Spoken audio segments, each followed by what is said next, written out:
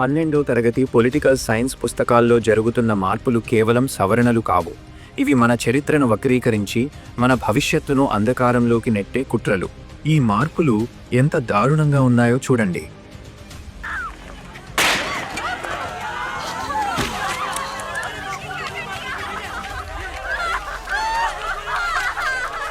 గాంధీ హత్య గుట్టుచప్పుడు కాకుండా గాడ్సే బ్రాహ్మణుడు అని, ఒక కట్టర్ హిందూ పత్రిక విలేకరి అని ఉన్న వాస్తవాలను దుర్మార్గంగా తొలగించారు.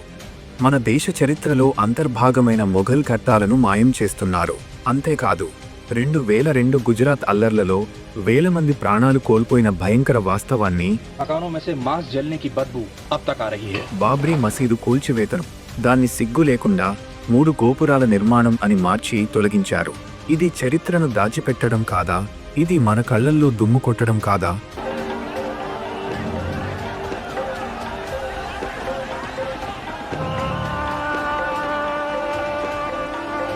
గాంధీని హత్య చేసిన తరువాత ఆర్ఎస్ఎస్ పై విధించిన నిషేధాన్ని, ఆయన జీవితాంతం బోధించిన హిందూ ముస్లిం ఐక్యత సిద్ధాంతాలను ఈ పుస్తకాల్లోంచి పీకి పారేశారు.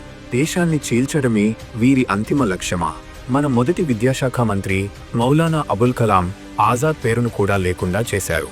ఈ మార్పులు కేవలం చిన్న చిన్న పొరపాట్లు కావు.